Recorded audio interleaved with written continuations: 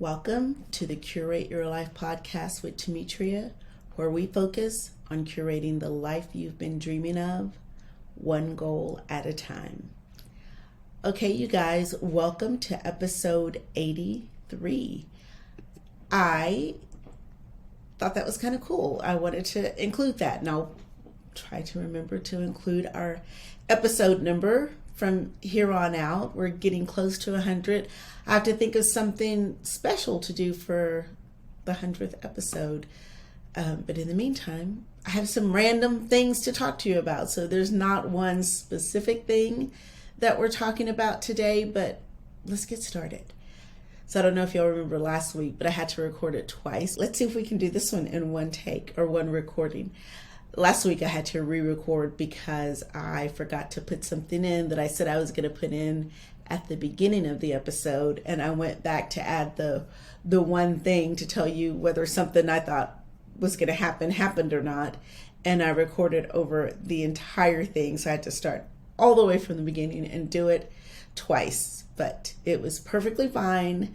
And I think I said during that one that sometimes you just have to trust that the do-over was meant to be and was going to be better than the first one. So I'm still going to trust that and say that that's true, but that's done and in the bag. But I am bound and determined to do this one time this week.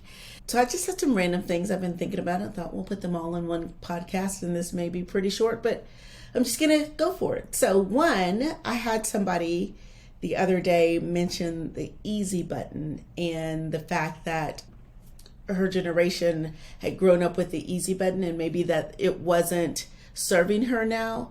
But I was thinking about that, and I'm like, I do remember the easy button. I probably got it later in life than she did.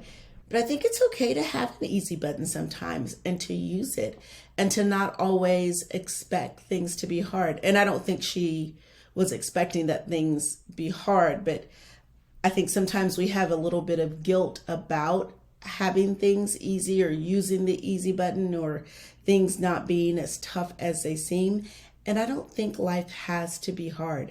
I think it's okay if life is easy.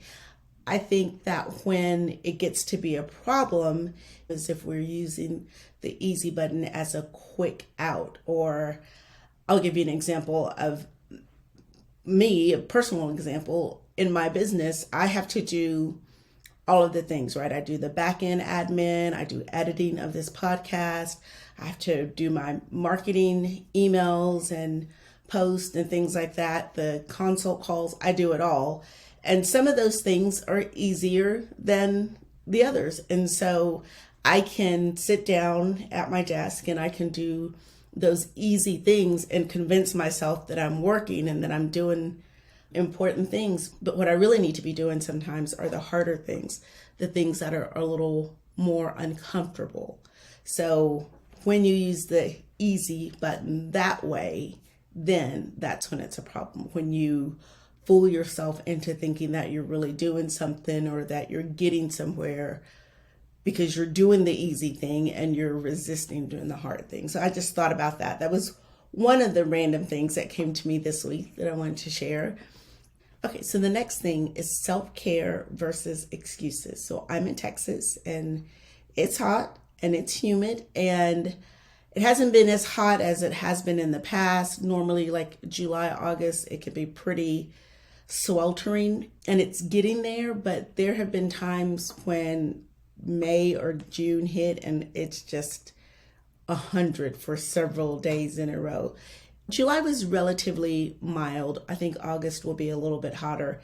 This is not a weather report. Anyway, the point is the other day, it was really hot and humid and I just wasn't feeling a morning walk because I knew it was going to be hot and humid and there was Saharan dust in the air and all kinds of things.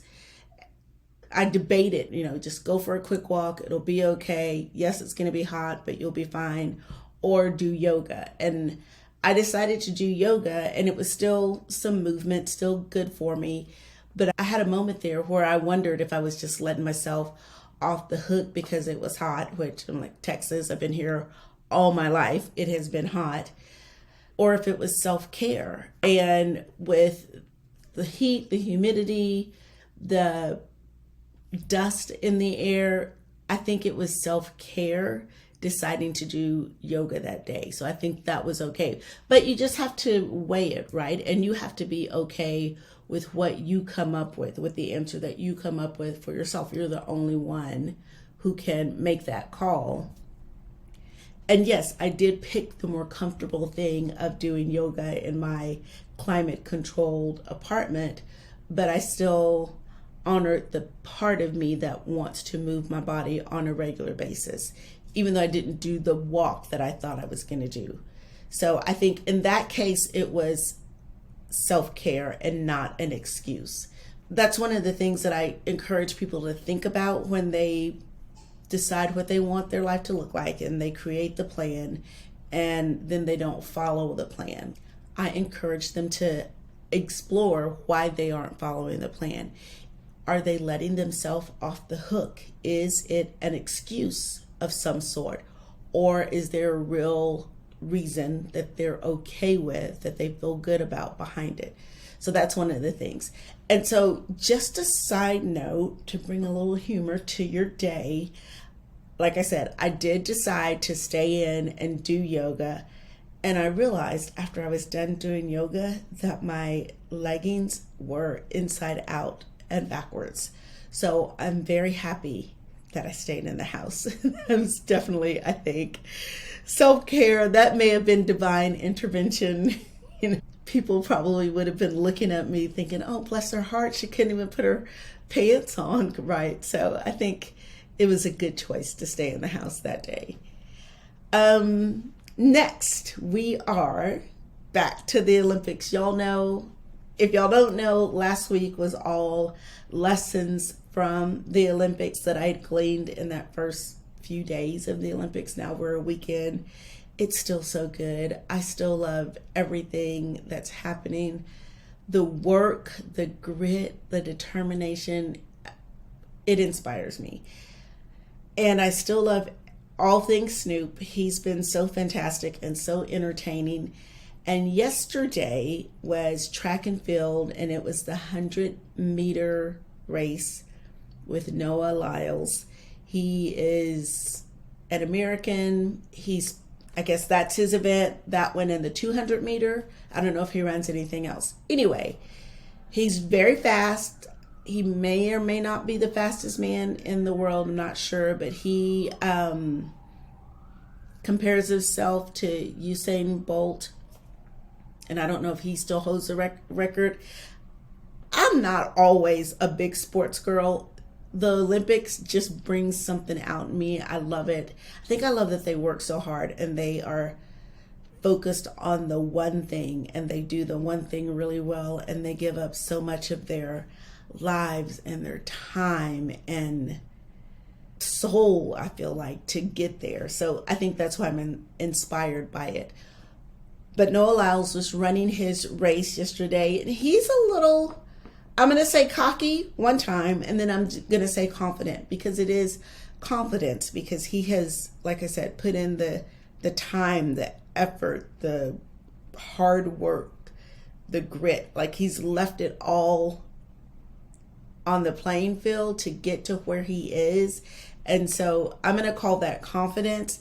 And who am I to say, the person who has not jogged around a block in 100 years, that he does not get to be as confident as he wants to be, and he backs it up. So he won his race. I hope that's not a spoiler for anybody, but I doubt it since they post it as soon as it happens. But he won his race by a lean. Like the track people lean because your torso crosses the line. That's what counts. So they lean when they get to the finish line. But he actually did not think that he had won the race. He thought the Jamaican guy had won the race. But he won by some fraction that is a blink of the eye maybe in real life. And he has overcome so much. And I thought, yeah, he gets to be as confident as he wants to be. He suffered debilitating asthma when he was little. And I didn't know there was more than just the debilitating asthma. He said he had asthma, allergies, dyslexia, ADD, anxiety, and depression. And he said that he did not let that define him. And he asked himself on a regular basis, why not you? And I thought that was it gave me chills when I heard it, because I think we should all ask ourselves that question when we are working on what we want, and when we're going for something that we want. Why not you? Ask yourself that question. Why not you? Look in the mirror and see if you can find that grit and that determination, and ask yourself that question. Why not you? That's powerful. And the other thing, the lesson that I got from him during that race is to never give up, like to the last 500ths of a second or whatever it was. You play all out and you lean in, because you never know. Like, it could be that last little bit of effort that gets you the thing that you want. So that's my latest lesson from the Olympics. We have another week. I will maybe be back with you next week talking about more things on the Olympics. And so the last thing is, how many times does it take for you to learn a lesson? Now, this is coming from two personal experiences I had this week. I had to ask myself this question twice, in the last few days. How many times do I need to experience something to learn this lesson? And these are going to seem like trivial things, but I want to get this now around these trivial things before I have to ask myself that question around some huge life lessons. So the first time I had to ask this question was around my internet service provider, who has had trouble providing the service. There have been several days of internet outages, and I need the internet to run my business and to do my work. And I contemplated switching providers a while back. It's supposed to be more gigabytes at a cheaper price. And I was frustrated with my previous provider. Like I said, I experienced several service disruptions in the last month, not just me, but in the area, and some of them were statewide. And it was extended periods of time. One was all day, one was a few hours, one was butting up against a very important call that I had. So I had to leave my house, pack up my computer, find some place where I could get a connection and do this call. And that was a little spotty, right? Because that was not my normal internet, but I made it through. But I asked myself, how many more times do you need to be faced with service disruptions before you do something about it? Well, that last time was the last time, and I have switched, and that has been taken care of. So that was the first time I had to ask myself, how many times is it going to take to learn this lesson? The second one, y'all, I can't even. Okay, I got a really pretty lip gloss. It's a perfectly good line. I got it at Sephora. It's not Sephora's line, but it's a line that they sell. And for some reason, after I wear it, my lips are extremely chapped. So you ask yourself, how many times did it take for me to learn that lesson? I think the fourth time that I wore the lip gloss, I was like, you know what? This is causing my lips to be extremely chapped. I need to not wear this. The first time I wasn't sure, and the second time I was like, oh, I had that lip gloss on yesterday. I think maybe that was the problem. The third time, I was like, yeah, that lip gloss is not working for me. And then I did it one more time, and I'm like, why? I mean, it's pretty, it's just, I wanted something natural, a soft look. It is, but at what cost? That time, it took me 4 times to learn the lesson. But I also learned the lesson of asking myself sooner rather than later, how many times do you need to learn this lesson? And I hope that my answer for the future is 1 or 2 times. So if there is something that keeps repeating in your life, ask yourself, am I learning this lesson? Why am I not learning this lesson? How many more times do I have to experience blank or do whatever or butt up against that wall to learn this lesson? How many more times do I have to have chapped lips or no internet service to learn that lesson, or whatever the case may be for you? So those are just some of the things that have been running through my mind this week between Olympic events. I hope you have a fantastic week, and I want to know what Olympic things you're loving, what lessons it took you a while to learn, when you've used the easy button, and was it self-care or was it an excuse? So let me know those things. Until next time.